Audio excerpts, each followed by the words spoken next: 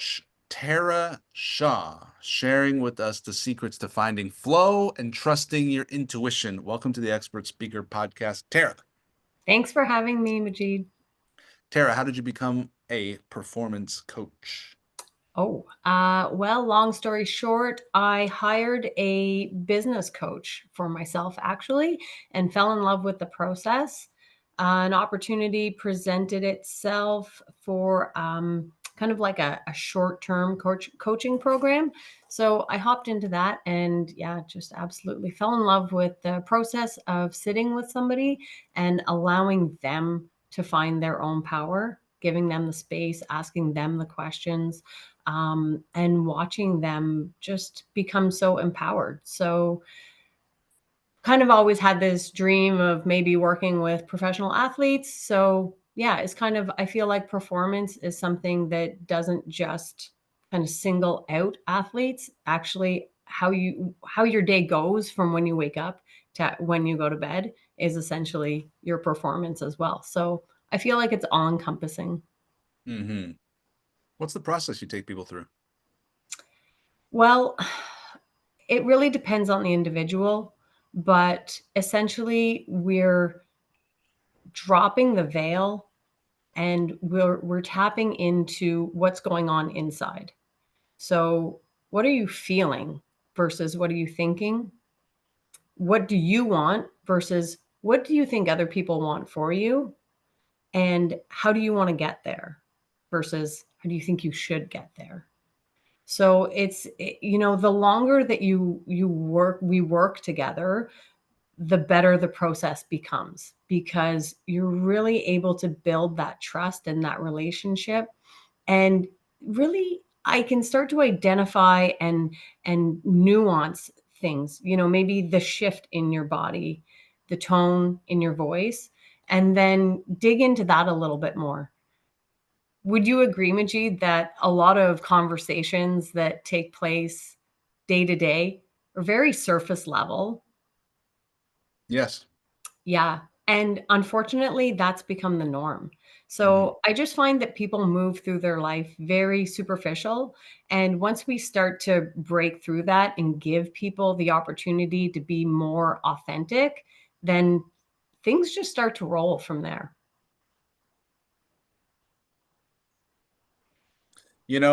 Speaking from my perspective, one of the challenges to be authentic is fearing other people's judgments that Mhm. that the authentic version of me will not be approved. And in fact, I imagine as a kid, I probably tried to figure out what's the version of me that's going to get the love, going to get the attention.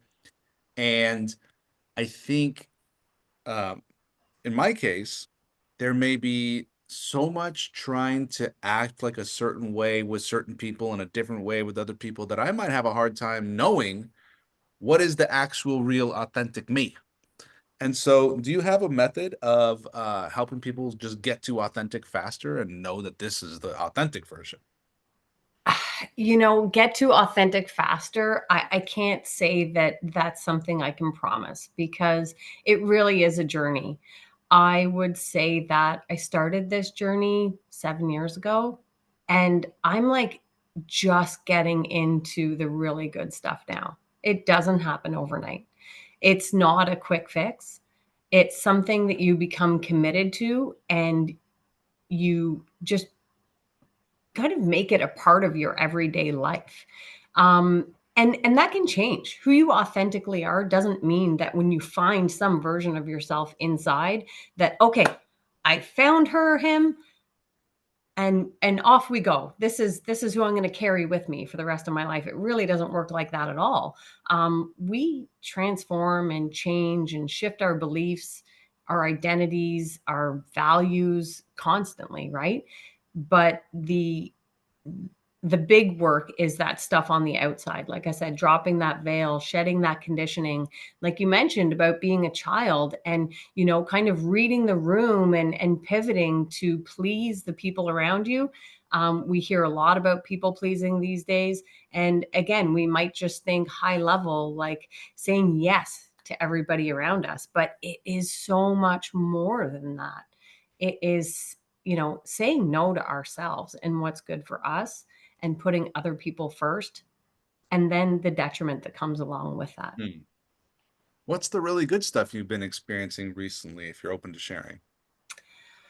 Oh, so much. But I will honestly say that it's not easy. Um,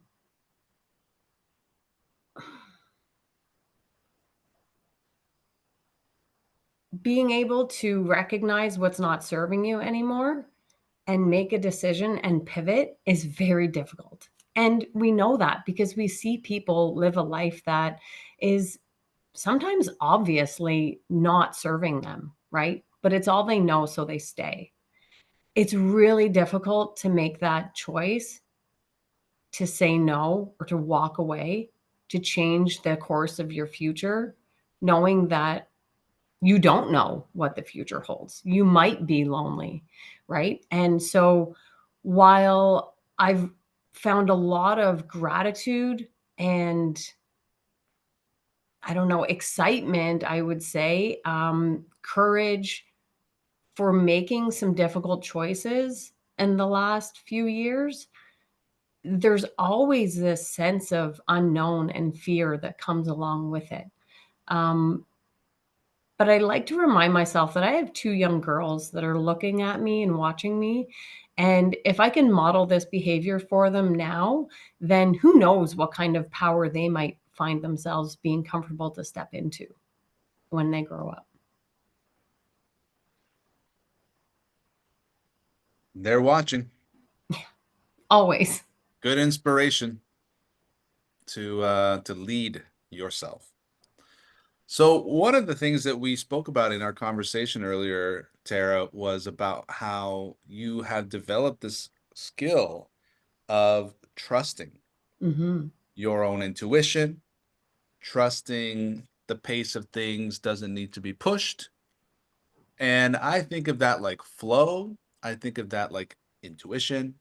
And I thought I would like to learn if that's a learnable skill and if that's something you help your clients with. Um, because I think so much of the stress that we put ourselves under is not trusting our own intuition or inability to make decisions, Mhm. which can sometimes manifest as saying yes to too many things because in the moment you want to please with the Mhm. people pleasing. Um, so you get a little bit overcommitted. This leads to burnout. This leads to stress. This leads to you know, too many decisions, where the opposite could be really feeling comfortable in knowing where's your yes, where's your no, we're really feeling comfortable in delivering the no. So what have you learned in your own journey and working with clients about developing this sense of intuition and letting things flow a little bit more without pushing? Yeah, so acceptance, right? Um, when we can accept ourselves as we are, then I would say that kind of goes hand in hand with being able to hear our intuition. And when we hear it and we accept it, then we can build that trust. So, for example, um, maybe I am not sure if I want to go on a weekend getaway or not with some friends. And in the past, I might just automatically say, yes, I'm in. We don't get a lot of opportunities. I want to go. But maybe now, for whatever reason, this doesn't really align. Maybe financially, it's not a good time for me because my values and my priorities are in other places. Um, so whereas before I might have just said yes, gone on the weekend getaway, felt some resistance, felt a little bit of a push and pull the whole time, and then come back and have some fear, shame, regret, remorse, whatever it may be, would I get back, right? And have to live with that. Now it's like I tap in and I ask myself, it's that simple. Ask yourself, do I want to go on this weekend getaway? What do you hear right away? What is the response that your body tells you? Is it a voice in your head that says yes or no?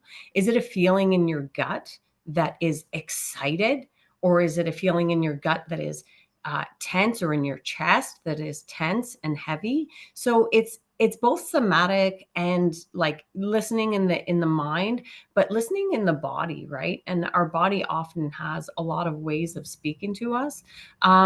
So again, with working through, shedding those layers of conditioning, shedding those layers of people pleasing, of, oh, well, I've always lived this way and this is how I have to continue living.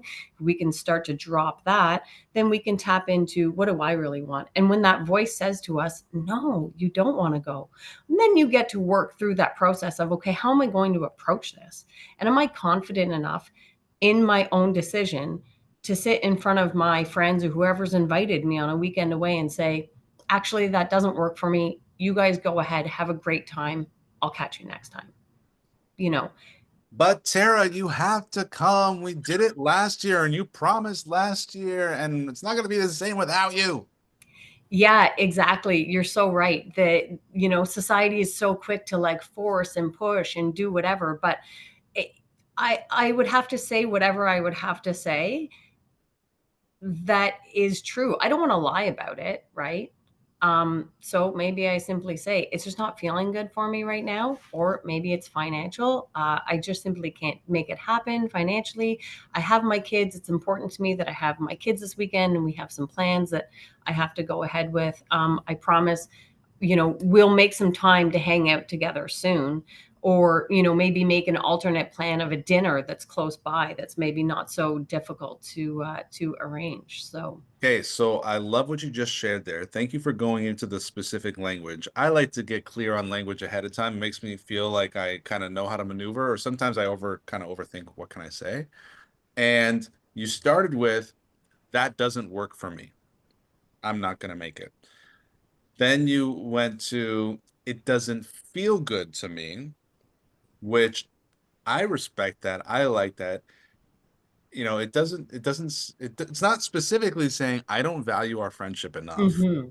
or you know, I don't anticipate feeling really good being with you this weekend as much as I anticipate feeling really good being with my kids, because sometimes that can be a little bit hard to hear.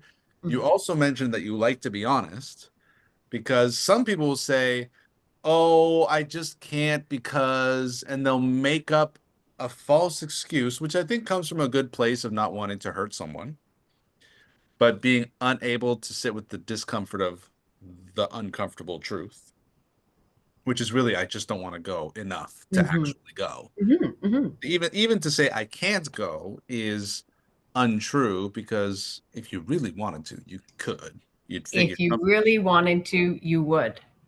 Right. Yeah. So, I like having that language prepared, and I think the principles there are I statements. I am not feeling good about this. I am choosing to be with my kids. And oh, you also demonstrated a renegotiation or a proposal. Here's what I can do.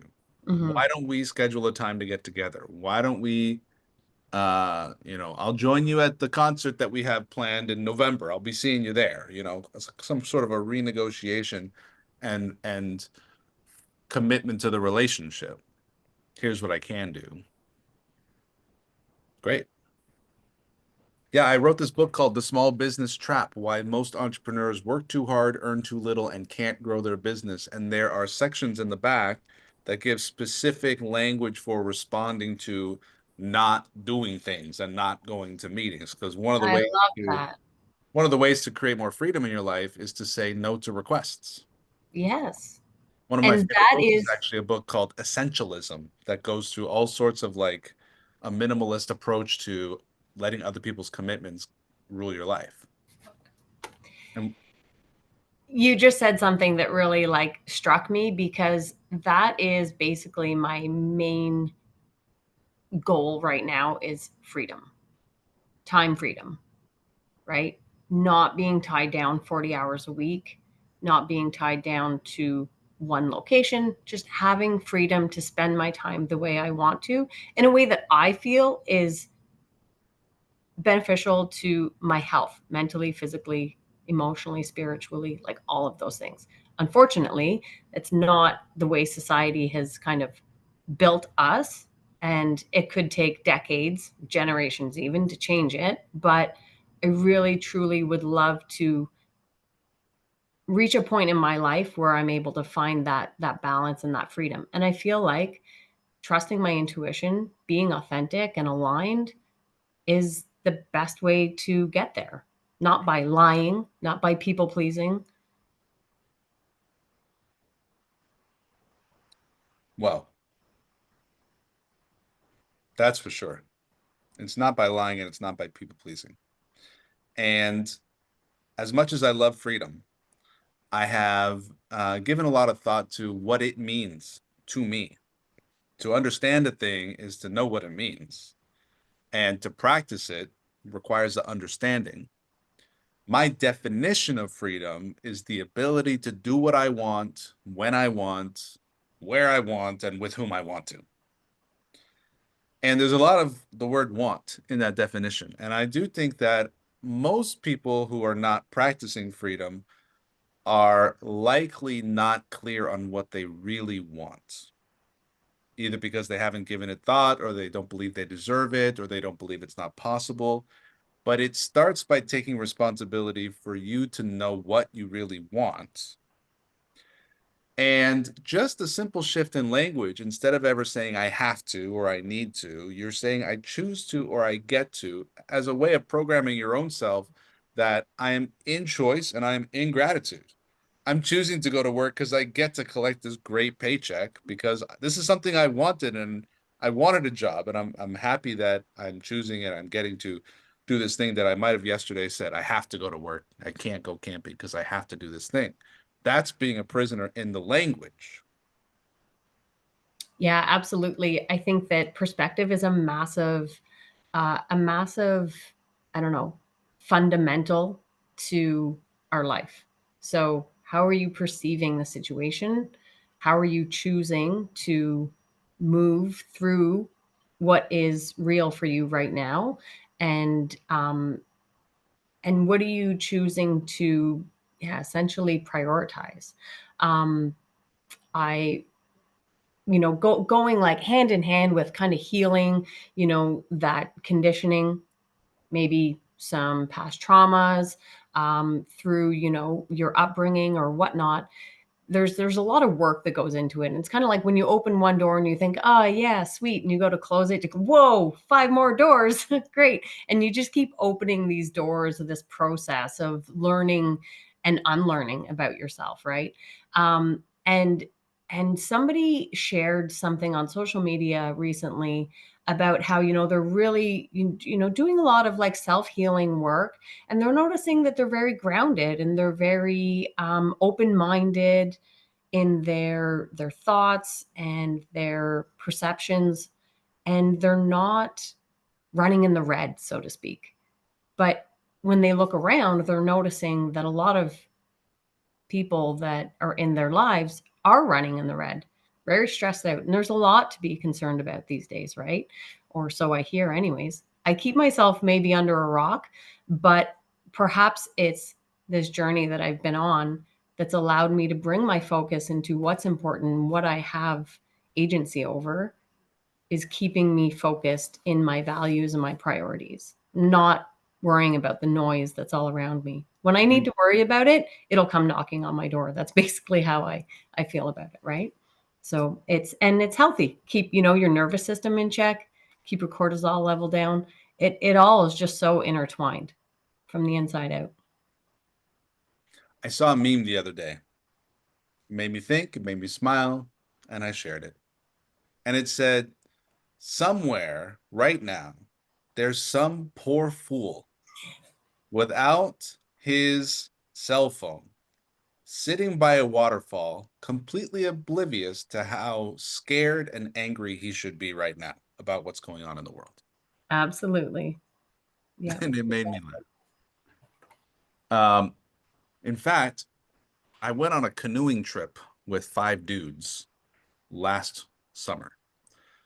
Portage, where you carry the canoe on your back. Yeah. And right as we were about to load into the canoe, I was pretty sure I'm probably going to fall off this canoe at some point. We're going on canoes for 5 days. I'm probably getting wet. We're camping, everything. And my iPhone 14 Pro, Mm. supposedly waterproof, takes great pictures. And of course, got to get great pictures. But the guide said, "I have a camera. I'll take pictures. You don't need to bring your phone." And I thought, could I leave my phone in the car for 5 days? And I started negotiating with myself, like, no, maybe you're going to want it in the tent. Maybe you're going to want to go through some old photos or to reorganize your apps because there's no reception out there. We're not calling anybody. We're not getting any news on the phone. So I decided I'm going to power down. I'm going to put it in the car. And I proceeded to have the best 5 days connecting to nature, breathing fresh air, feeling amazing. And it became very evident very quickly that that little screen is the source of my stress. I got a dozen different apps that pump out stress on demand, Hmm. and gave me a pretty big clue to the path to less stress. For me personally, is really closely tied to less looking at that screen. Absolutely. It's so true. And not only that, but how powerful nature is, right? So we talk a lot about like go out for a walk or move your body, but even over and above that, do it in nature. Do it in like densely like forest, I'm not talking like walk down the street. You get a very different sensation in your body, in your mind when you walk through a forest than you do walking down a busy city street, right? And they both have benefits. It's great for sure. And both could give you energy, but to be in nature, to be grounded, if you can get your feet on, on grass, on soil, in water, on sand, oh my gosh, it's incredible. Mm-hmm. Mm-hmm. And to be there for 5 days without a phone, without, pictures or it didn't happen, it's just incredible. Very good. So, Tara, if someone's listening and they wanted to talk to you, where would they go? What should they do?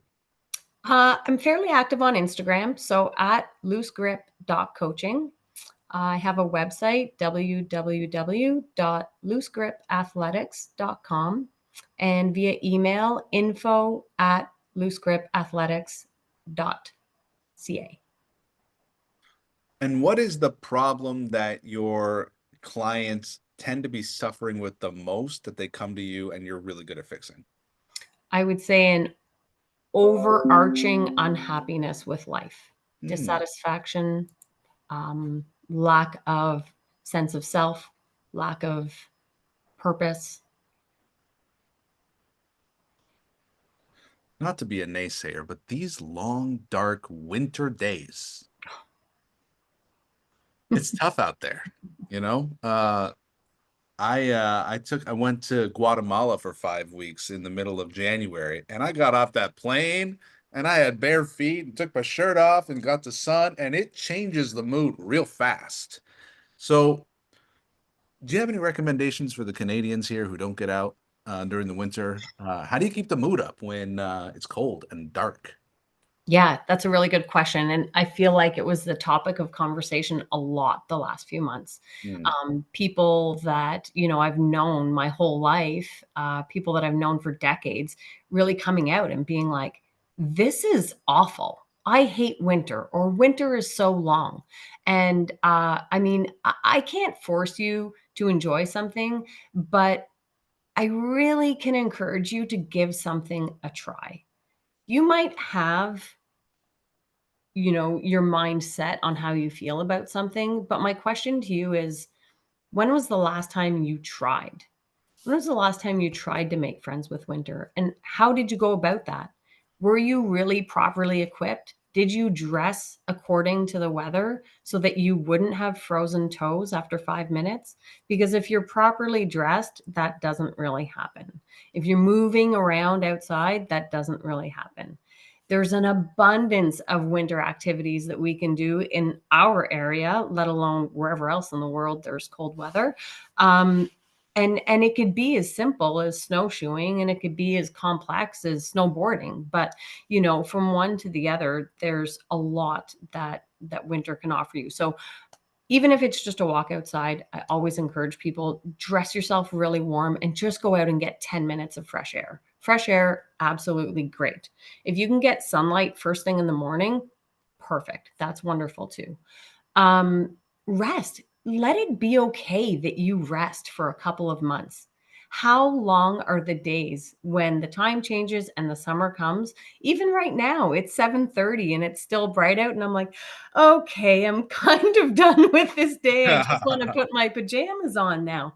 So there's like a little bit of a transition for me as somebody who really valued those shorter days, those long dark nights, to remind myself it's okay to rest. And now I'm feeling a little bit of a pressure, like I can't really rest. I have to be up and moving and producing for a longer period throughout the day. So yeah, I mean, I could go on and on about winter, but fresh air first and foremost, for sure. Fresh air, get outside, make friends with winter. I moved to Canada from California, and I was given this great concept when I arrived, which is there is no such thing as bad weather, only poor clothing choices. Mm. So if you just think about it in terms of clothing choices, you're gonna be fine. And one thing I love about Canada is the seasons. So changing, so different. Well, you're a wealth of wisdom, Tara. Thank you for sharing about intuition and flow, burnout, wellness, performance. Check out Tara Shaw, performance coach. Thank you for being on the Expert Speaker podcast. Thanks, Majeed.